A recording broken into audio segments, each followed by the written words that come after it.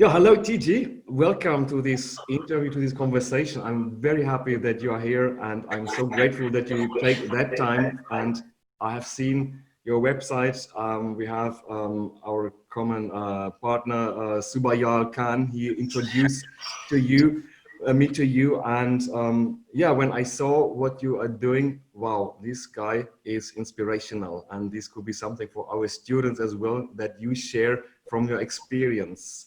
And what is the exciting thing in your area of expertise is that you have been a salesperson, you have been a salesman formerly, and then something happened, and now today you are a sales trainer.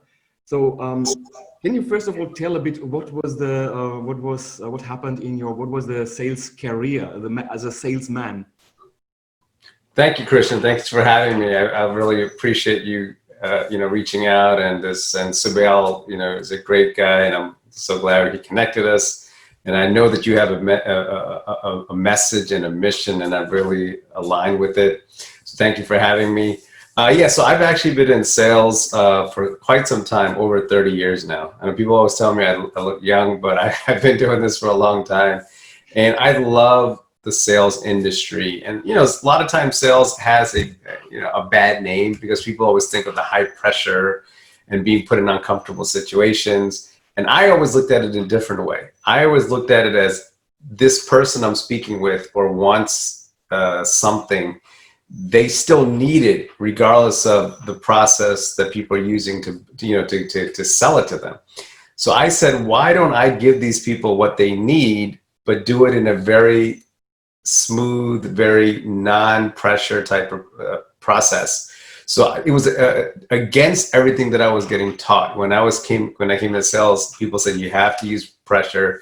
You have to only do whatever you have to do to get them to say yes. And I didn't like any of those things. I didn't align with it. So my mission in life was to find ways to get people to say yes, but at the end of the process, feel really good about it, really happy. And that's what I've done with what I call unselling, because unselling, what I teach is just anti-high pressure. So I still do some sales to this day, but I do more training. I work with a lot of coaches, consultants, business owners, entrepreneurs, people that do a consultative type of process or strategy call, a consulting call. I show them how to make it a very painless process. I take away their fear, make it very, very conversational. And I still do some high ticket sales myself. So, I mean, I've sold a lot, but I know that if I just do selling myself, I could only impact this many people. But if I train others and show others how to do it the right way, I can impact more of the world. So that's one of the things that drives me right now, Christian. Great. I see. When I looked at your bio, and yeah, you write that you built three different $1 million companies, and you have produced over 500 billion in sales, right? 500 million, yeah. Million, So billion. that's a half a billion, yes. In Germany, billion and million, and we have some different words for it. But this is much money, and I can imagine is a lot of stress. If not skilled in that's what you share, that you take out the stress, and this is a really great approach.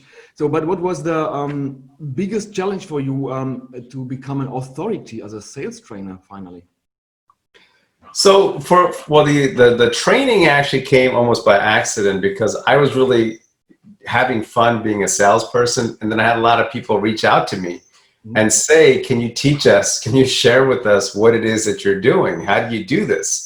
Because when I teach people, I mean, when I was selling, I rarely got any refunds.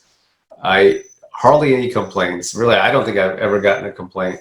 And my lifetime value was very high for all the customers that I had. So people wanted to know what it is that I'm doing. So I didn't really set out to be a trainer, even though I've done some managing in the past. So it really, because I wanted to help people. Like I said, I love the industry and I wanted to impact and change it. So it almost came by accident where people said, hey, can you help us? So I started helping people here and there. And then I gave away a lot of free training. I just get on the phone with people and just wanting to help them out. And then I said, let me just find a way to systematize it find out what are the needs that people have, what their wants are, what their desires are in terms of from where they're at to where they want to go to. And then I started creating an environment, and I started doing things where more people can have access. So it's been great. I enjoy it. The people that have gone through my training, they get much, results. If you can see some of the testimonials, I had one person that was doing maybe 10% to, maybe about 15% on their sales, and they sold a high ticket, product. And I showed them how to just make some changes with what they were saying and still keep it conversational. And they went to over 70% conversions in less than 4 weeks. So a lot of it is I enjoy what I do. I do it with passion, and the training just came naturally because I just teach people what I've done. So it's not like it's do what I say but not what I do, right? I still do, and I just teach people what I do. And since what I do is very easy for me to process because it's all about helping people, that's really what the bottom line is. It's easier for me to show people how to do the same. Perfect. That means you don't force the people to something, and I think this activates another energy. Instead of forcing them, you activate what they want, and so you get them more successful instead of just forcing to something they might feel not well with that. And this is a great approach. Exactly. And it's not always about the actual product or service. And that's what sometimes people think. It's always about the product or service. And that's not true. You said the key word is what people want. If you can listen to what people want, I mean, truly, truly listen, because many times people don't listen. They'll like to talk over or cut people off when they're trying to sell their product or service. But if you listen to them and then ask them questions to really hone in on it, they're going to appreciate it. They're going to appreciate that you're asking questions because that shows to them that you're listening, and then you're giving them what they want. Now, obviously, your product or service has to deliver on it, right? If you can't deliver, then you don't want to make promises. But if you know your product or service can help them, and they know that you are listening and you truly want to help them, the sale is so much easier to make at the end, because it's not about the product or service. It's about giving them what they want, what they desire, to take away their pain or to lead them towards pleasure, right? So if you can do those things in conversation, which I show people that they can, I've done it myself, you're going to be able to get that sale without having all the objections and things like that in the background, because they know that you're there to help them. That's a great thing, because I think today the listening has to be trained very much in this world of knowledge, yes. Right? Absolutely. So before you started your career or as an entrepreneur, you have been employed, right? I was employed when I first came out of college. I went to a university in Philadelphia. I live in Texas now with my wife and my 2 kids. But I came out and I had a full-time job with my degree, but I was always selling. I always had a sales position or doing something on the side while I was learning. So yes, I was employed at one time, but no longer. I can't. But what was the biggest hurdle when you shifted from being employed to being an entrepreneur? Was there something which was difficult for you, or you just was the entrepreneur and that was fine? Yeah, it was definitely a challenge. It really happened around 2008 when there was the big stock market and financial collapse, what I'm sure that you know, because it was something that affected the entire world. And I was making good money. I was doing sales on the side, but I had a full-time income making 6 figures. And I thought I was happy, even though, because the money was decent, right? But I wasn't truly happy with my corporate life. So when that happened, I was pushed out of the nest very quickly. So I had to find a way to make it work.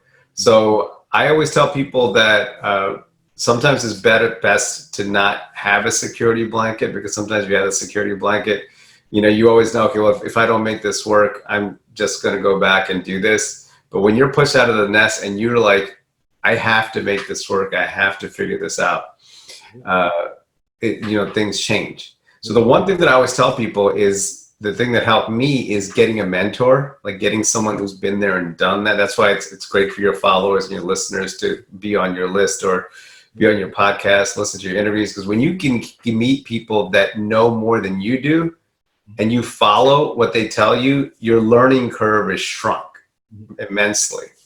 So I didn't do it immediately when things went crazy, but when I did do it, it just clicked for me.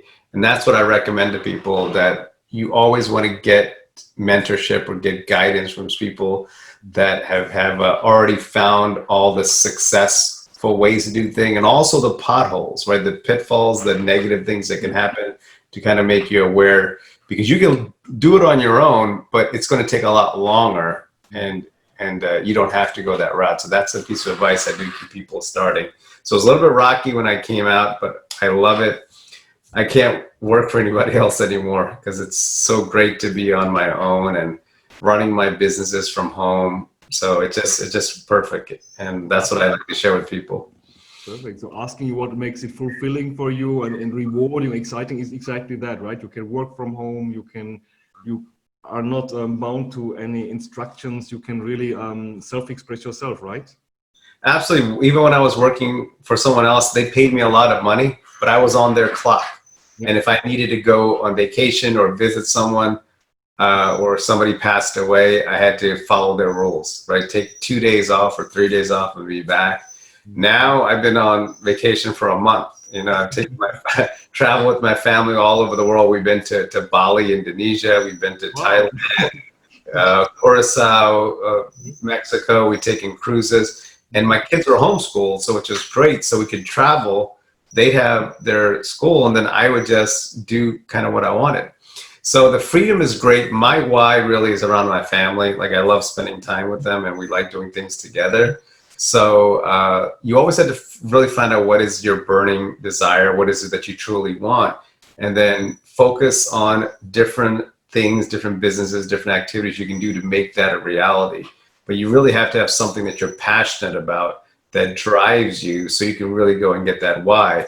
So that's why sales works for me, because I love to sell. I love teaching other people how to sell. Technology, I'm not that great with, but luckily I have a good team around me that knows all the technology stuff. So that way I can just focus on training and helping people. And, when you first start, you have to do a lot of these things on your own. But once you grow and scale, then you can get more help and things like that. So, but yeah, I love my life, and yeah, I wouldn't trade it for anything. That's great. I see that you love your life. And what you say is essential for me as well, to grow. Start with small things. And that's what I teach my Yes. students as well. I don't need the big studio. I can start with a small microphone as a small cam, and whenever I see, well, it's improving, I can substitute, I can get someone in as a virtual assistant or a direct team. Absolutely. And nowadays, in the current time, as you mentioned, homeschooling, I think the whole world currently is on homeschooling. I'm nearly the home world. Yeah. Yeah, from what you said, that's so true. That so many people, when they start online, they think they have to spend all this money. They've got to get all these fancy websites. I know people that are making 7 figures that have no website. Some of them don't know how to use the internet. It's just like there's these things that people put in their mind that they feel they need to have. You really just have to have a product or service that people want. You have to figure out what that market is, and then you have to find a way to get your message to that market and have a way to deliver it. That's basically it. So sometimes people think, well, I've got to do all these fancy things, get all of these websites and software and all that. And, it's just, they focus on the wrong things. One of the things that I tell one of my friends taught me, one of my mentors actually taught me when I was younger, was take a sheet of paper, draw a line in the middle. On one side, you put IGA, and on the other side, you put non-IGA. And IGA stands for income generating activities, and the other one is non-income generating activities. And when people do that, they'll be horrified to find out how the one side with non-income generating, they spend so much time instead of focusing on ways to make money, like getting people on the phone, doing Zoom calls, writing emails, writing ad copy, for sending organic messages. There's action you can take, and then you can plan. You can plan and plan and plan, but that's not going to make you any money. What's going to make money is to take action. And that's what I always tell people. You have to, there's a saying that you may have heard of, which is that imperfect action always is better than perfect inaction, right? So you just have to just get out there, start meeting people or start messaging, and then you're going to get some activity going. And literally, you don't have to have all these other things set up around you. I mean, as an entrepreneur, that's what I did when I started. I just started taking massive action. That's what's important, is you take action, not worry about all these other things that you don't need right now, because that at the end of the day will get you going and get you on the road to success. This is a very interesting thing, because you know I'm from Germany, and German is always known for, we always want to be perfect, and sometimes over perfectionize. Like Right. I did that. I struggled with that a long time. Always I want to be perfect. Before I was not perfect. I didn't want to go out with my product, and finally I realized if I wait longer and longer, the world is away, and I'm still with my perfectionism. So Right. it's really important to find the balance, and in terms of efficiency, what I sell, efficiency and how to be efficient, needs guys like you to show you don't need to be perfect, and just go out, show your message. It is not about failing, it's about bringing something to the world. Great. Exactly. So anyway, a sales, what do you think, an average salesperson, what is the top problem an average salesperson deals with? So, I mean, there's several things that salespeople have to deal with. One of the main things is actually sometimes they won't explicitly talk about having a fear of selling, but what people have is they typically have a fear of rejection. That's kind of what it is. So what happens is most people want, and this is just not true for salespeople, right? Most everyone, they want to be accepted. They want to be accepted. They want people to like them. They want, just things to go in a perfect, like almost a predestined way of, I'm going to meet someone, I'm going to have a conversation, I'm going to say yes, they're going to like me, and then we're going to become friends or business associates, right? Salespeople have to get used to the fact that they're going to get no at some time. The thing is, they're all human as well, so a lot of times people have a hard time with rejection. Now, the way that I sell, the way I teach people, they don't get rejection as much, but there's no industry out there that you're going to get 100% conversions for the conversations that you have. The main thing I would say is get that out of your mind, and that's what I focus with my sales training, with my employees, with my staff, with my clients. I always focus on having conversations that are focused on the individual and just making sure that their wants, their desires are met. And then asking them to become a client. So that's another problem that salespeople have, is asking for the money or asking people to become a client. And partially it's because of what I just said. They don't want to get the no. They'll dance around there. They'll tiptoe and down. And people are not going to just say, oh my gosh, Christian, this is great. I love what you've done. Here, let me get out my credit card and pay you, right? You're still going to have to ask for the money. But again, so that's what I would say a challenge is for most salespeople, is sometimes they get rejection and they're thinking, oh my gosh, what am I doing wrong? Or what can I change? Or is this for me? And then they start getting, self-doubt, and then that becomes toxic to their whole process. So so mindset itself for salespeople is absolutely, really for all entrepreneurs, but for salespeople in particular, very, very important. If you're selling a product or service, you have to understand that it is a sale. You are selling. And remember, when there's this interaction, there's always a sale that goes on.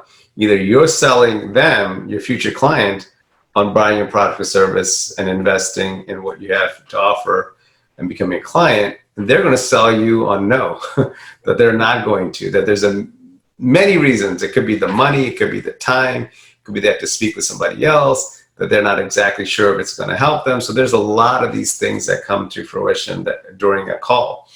So they have to understand that they are selling. So once they get okay with that, to understand that, hey, things may not go the way that you want, but that's okay. That's okay, because as long as you know that you focused on your future client and you are going to just listen to what they have to say and really focus on getting them out of the pain that they're having, or really from where they're at to where they want to go to, you should be okay with that. And the more people get their mindset corrected and start believing they're helping people, I notice that the conversations change and the no's become yeses. And before you know it, you're where you need to be. But it's not an instant process. For most salespeople, it takes a little bit of time to go through that. And sometimes companies don't know how to train them. And they just feel like, I'm going to get you leads, just go out and sell. And they don't put a proper training program in place. So a lot of times, like on one of my social media, I only focus on training on these aspects, on creating a good environment, providing people the right tools that they need and mindset, because those are the most important things. I think mindset is always a very interesting thing. For example, dealing with a no. Someone says no once, and I say, okay, this guy will never say yes to me. Then I will never get a sales to that person, right? And if I believe that money is bad, then I will never sell something, because money is something ugly. I learned that somewhere in my childhood, that money is always not there. Yeah. So how I can sell there? Yeah, most people think that's true. I mean, I've had people. I still remember this one client that was he had said no initially to me, and then when I dug deeper, he told me that he had worked with 4 other coaches before. And all those coaches had not done him right.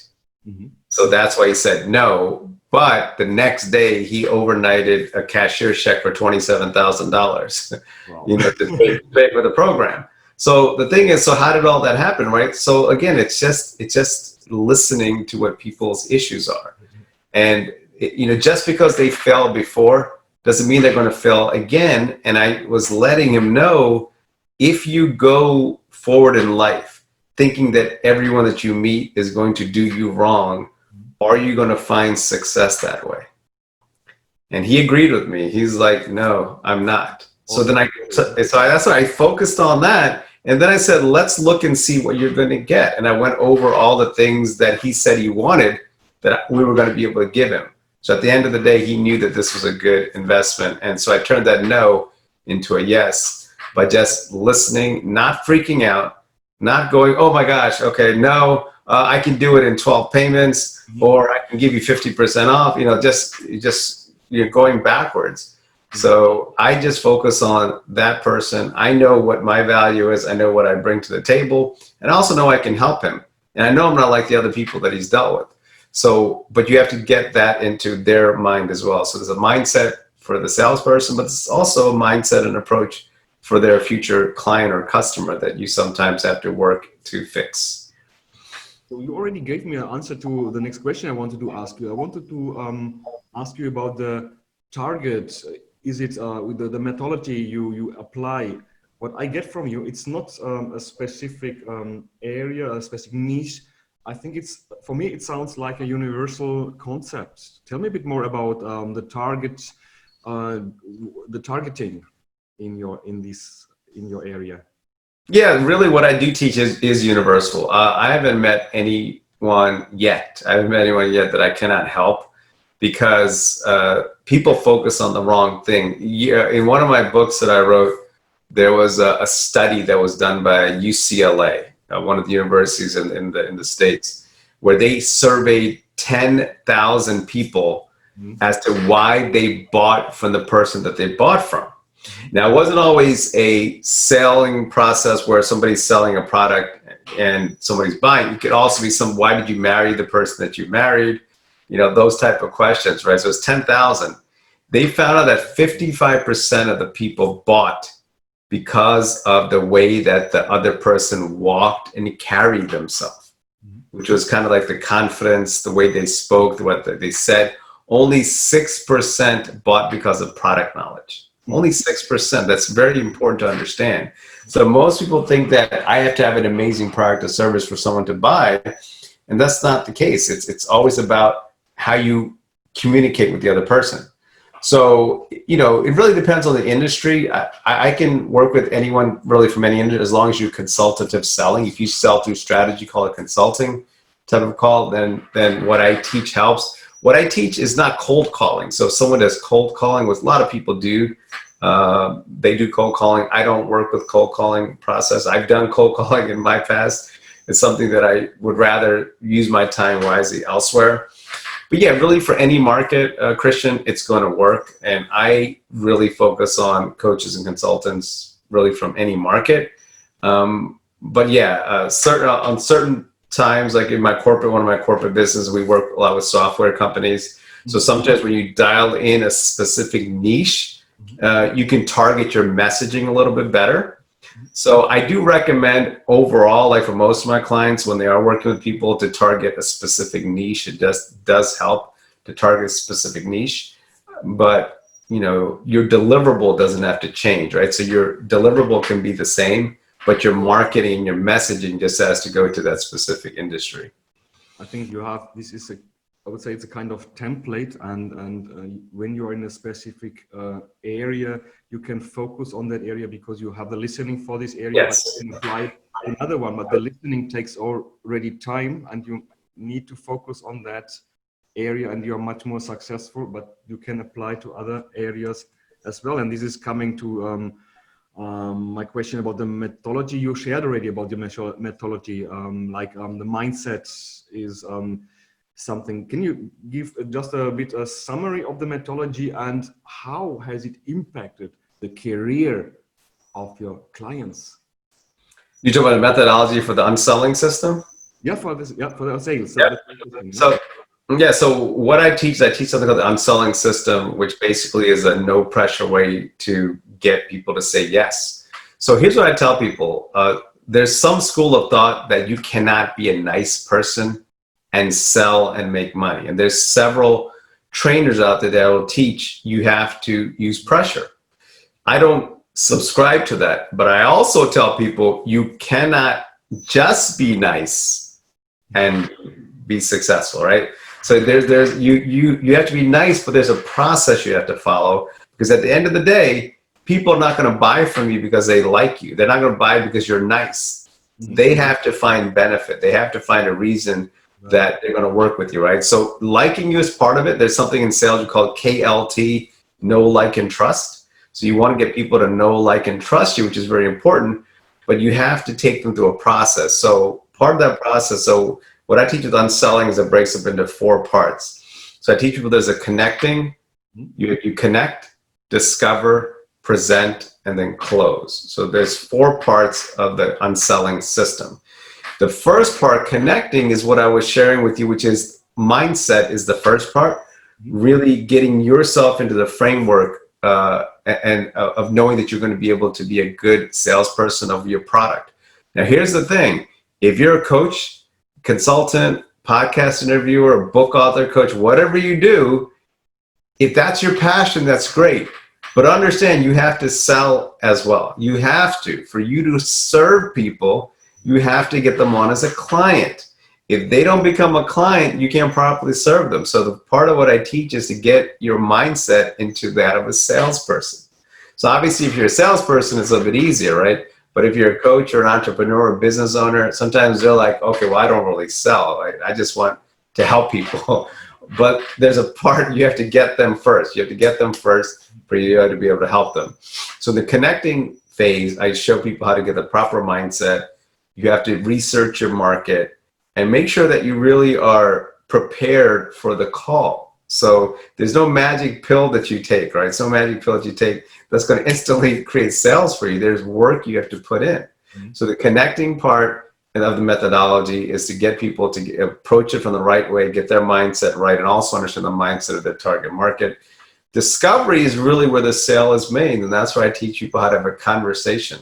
How to have a conversation that is not salesy, that is basically just focused on helping the individual that they're talking to. That's the main process. And that's a little bit more in depth, but obviously we don't have the time to get too in deep, but really discovery is where you're going to get the sale. Only after you discover is when you present. And that's where you transition into presenting your product or service. And if you've discovered the right way, the presenting does not even have to be long. But it is important that when you present, you're connecting all the things that you've discovered that they're needing and wanting and desiring with your company, with your product, your service. And once you've done that, you're creating value, and then you ask for the sale when you close. And the close with my clients, my clients all get great results. I call it a MBO, MBO, and that's what it stands for mutually beneficial outcome. Because you're not really closing people, it's a win-win situation where your client gets benefit, but you get benefit as well. It's a 50-50 relationship. You both win. So I call it mutually beneficial outcome. So instead of closing, I call it MBO. So that's really what we do, and that methodology has been working for a long time now. I observe this is a very amazing thing. You systemize the things like KLT, MBO, and I like this term unselling. Yeah? Yes. I think this is the main one of the main components that you don't put the pressure Yes. on the sales. I have to sell. I have to sell. So you mentioned in many videos you mentioned the integrity-based selling. Mm-hmm. Can you just tell us about this specific term? Yeah, so basically when people do high pressure selling, it's what I call a salesperson or individual centric process where it's on you as a salesperson. You want to get the commission, you want to get the sale, you don't want to deal with objection. Everything is salesperson centric. What I teach is a customer or client centric process. So they're the main focus. It's not you, it's them. You focus on them. So you're selling with what I call integrity. You're selling with it because you have morals, you have principles, you have scruples that you want to follow. And it's all about helping that person. So I teach detachment. Don't focus on the sale. Don't say, I need to get this so I can make money. What you're doing is you're focusing on them. It's an integrity-based process, because if you don't think you can help them, then don't take them on as a client. You're not saying what you need to say to get them to say yes. That's not what it's about. So if somebody wants something that I don't provide, then I'm not going to say that I provide it. Now, I may not focus on that because I may not feel that they really need that part. But if they say they need A, B, and C, that they need 3 things, well, I'm going to show how they're going to get those 3 things from our product or service. If I don't offer that, then I'm not going to say that I offer that, right? So if they're looking for specific software and we don't offer it, I'm not going to say, oh yeah, we have that software, right? So it's very important you sell with integrity, where you focus on them and basically you're just helping them get the things that they're looking for with your product or service without making any type of false statements. Everything you do is based on integrity. It's a very interesting thing because, I'm an IT engineer, and when I look at the IT systems maybe 20 years ago, what they have been built, for example, a system in an insurance company, you want to see a contract, you go to the contracts. If you want to see something about the claims, you go to the claims in the software. Nowadays, the systems shift to be focused to the customer, so they call it helicopter view or 360-degree view. So you get into the software with a specific customer, and then you see what is around that customer. And this is the shift in the IT, but also, as you shared, how you work with your customers. You put the customer into the center. Exactly. Now we're coming to a very, very interesting point. I'm very excited about what is the best habits, you would say, who can help a salesperson in a career? So the best things to do is really not focus on it as a job. So a lot of times salespeople are like, okay, I'm in by 9, I'm out by 5. And they have that mindset that they're doing a job. So what I always tell salespeople is focus on this as a business. Treat it as your own business, and you're going to see so many different results. So what I do is I always teach, like when you first start your day, do some affirmations, go over your goals, and then start looking at your calls for that day, like your strategy calls or consulting calls or sales calls or whatever you want to call it. And then look at it like what I was teaching, like in the connecting phase. What do you have to know about that person, right? Is there a website I could look at? Is there a social media? So when you start looking at it as a business, it just changes everything. And then like you said, have habits. Use your calendar. do goal setting, do affirmations, make sure that you get into the right mindset before each call. Make sure that once you get a no or negative call, that you just get out of that state before you get on your next call. And don't always be clock watching like it's a job that you just need to get away from. Look at it as, how many different people can I impact today? How many can I impact for this week? How can I impact for the month? And always be looking to improve. So with my sales teams, we have to listen to recorded calls. I do weekly trainings with them, and we always focus on getting better. That's our company mantra, is always look to get better, right? What can I do to get better? What can I do to serve people in a better way? So those are things that I always state, is make sure that you don't approach it as a job, and focus on things that you can look at it as your own business. What can I do to improve my business? That's great. And you mentioned a lot of things already about mindset, and about, now we talk about the habits. What is very challenging, and I think especially to nowadays, in this big noise in the social media and in the world, is the work-life balance. And so how difficult do you think is it to achieve this work-life balance as a salesperson, but also as a sales coach? So, I mean, I think work-life balance is a challenge for most people. I know it sounds great to do, like when you talk about let's have balance your work and life, but typically there's some place where it's not balanced, right? So, I mean, I like what you wrote, you know, when you write One Life list, One Life list. One of my favorite books is a book by Gary Keller. It's called The One Thing, and it talks about like one thing that you want to focus on. So what I always tell people is, you definitely, it is important to work hard to get a balance. Like, I enjoy time with my kids, like playing with my son, doing things with my daughter, you know, hanging out with my wife. So it's really important that I do that, but I always make sure I get things done. So I get things done, like, you don't want to stop what you're doing to go do something else, right? So you want to have tasks and make sure that you do those tasks. And you're right, day of social media, like day in life of social media, it's hard to get distracted, start watching videos, you know, go off, do Google searches and whatever. So I always say that when I use a Google Calendar. So I use calendars for everything that I do. And if it's on my calendar, it gets done. So I'm much more task oriented than time oriented. So I focus on getting tasks done, and I always focus on one thing at a time, right? I always want to make sure I get one thing done before I move on to something else. So if you do that, you can get a semblance of balance, right? You can get that balance in life, because I do agree with you. It is important to have outlets and to do other things. I used to work all the time. I used to work 80, 90 hours a week, and I was not productive. And my health got, you know, suffered, and all these negative things happened. And when I started balancing out more tasks and getting things done, and then once I get done, then I move on to something else and focus on just getting stuff done and taking action. That's so important that people who are listening to this now just take action. Don't worry about straightening up your desk and moving this over there and, you know, getting all this set up and am I ready for my call?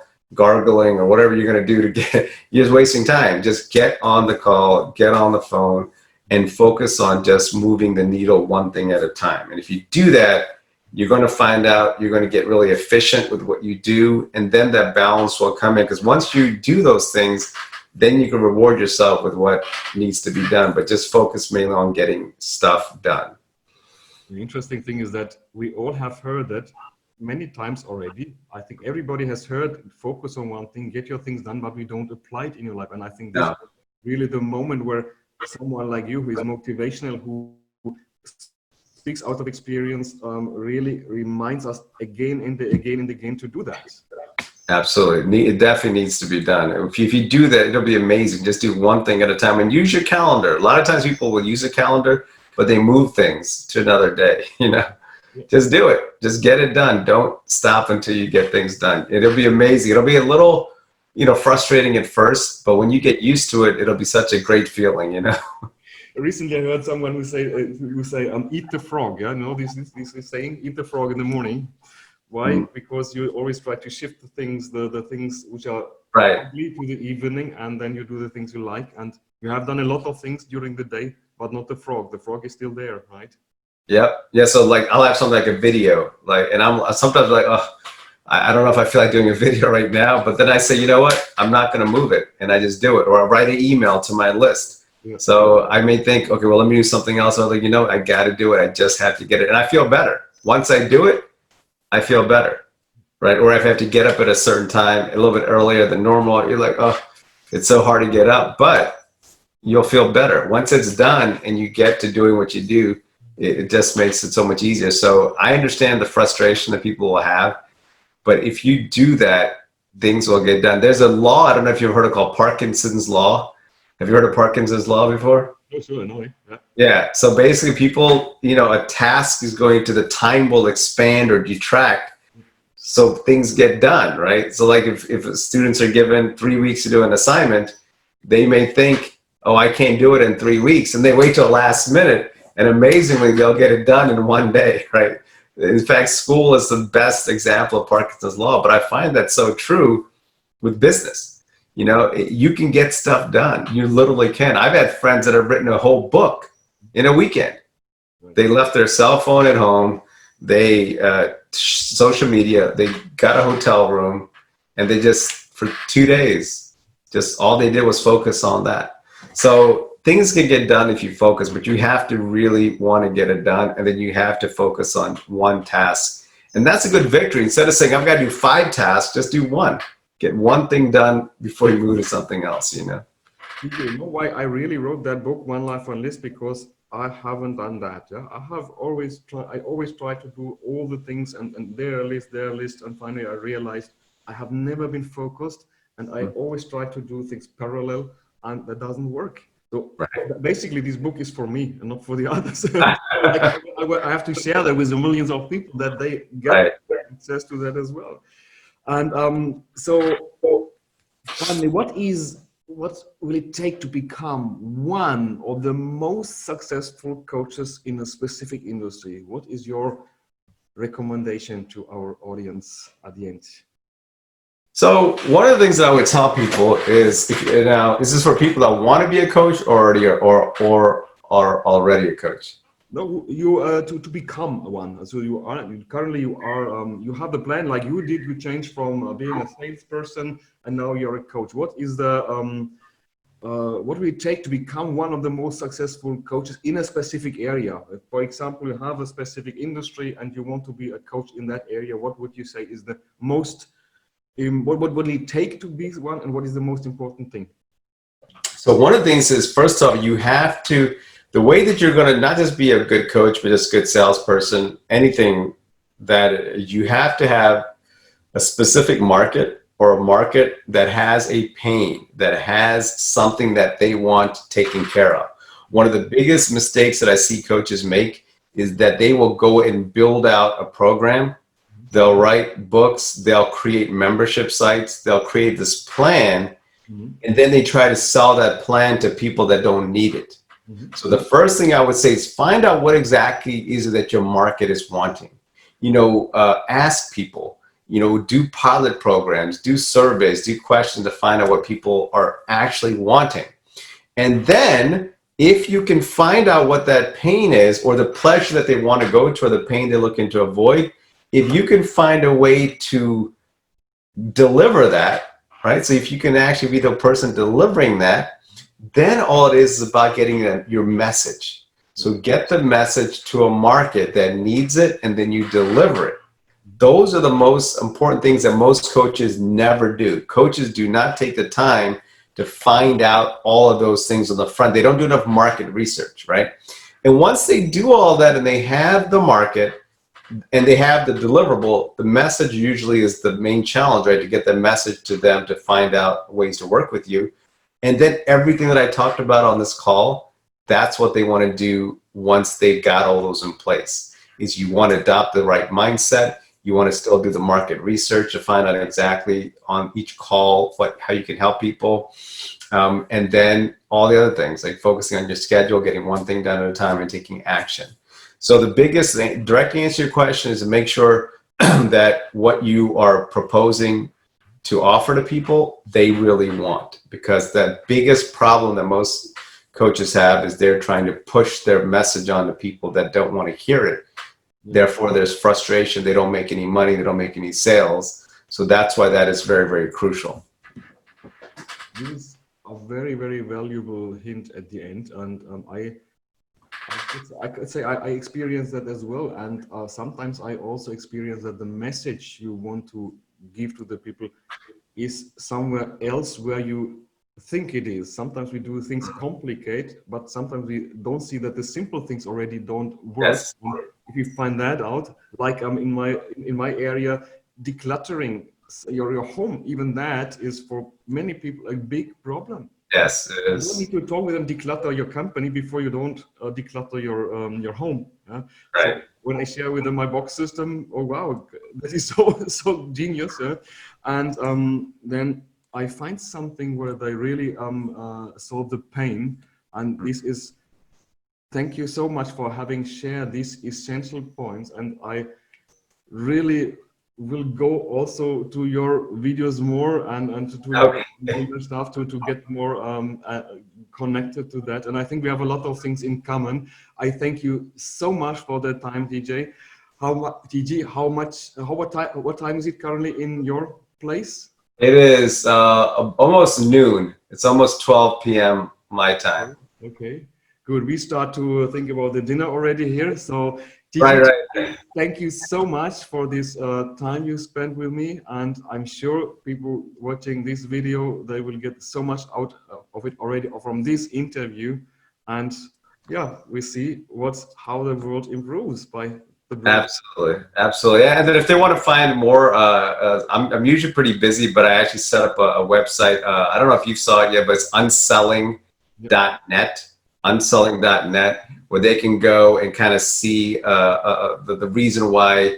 Like one of my things I talk about is always not just focusing on the leads that you get in, but conversions, which is conversations. So you really want to focus on conversations with people. It's going to help. So if they want to go check that out, and they can kind of see a short little video that I put. And then, yeah, if they want to have conversation with me directly to see how I can help them, then they can do that. That's just unselling.net. But I've enjoyed it. This is great. Thank you so much for having me on. And I love your energy and your positive outlook. And I know that you're trying to help people, and just like me. So that's why we had good synergy. Because at the end of the day, it's really not about us, right? It's about how many people we can impact and help. Because I know when we do that, they're going to be able to make more impact with their market. So yeah, that's something that always excites me. Then we are in the area of unselling and of selling and forcing people to do something. We are in unselling, and they are coming volunteer. They don't feel enforced, and that's the big impact we can have to our customers, to our clients. Thank you so much, Tiji, and have a great day, and see you. All right. Okay. Sounds good. Thank you, Christian. Thank you. All right. Bye-bye.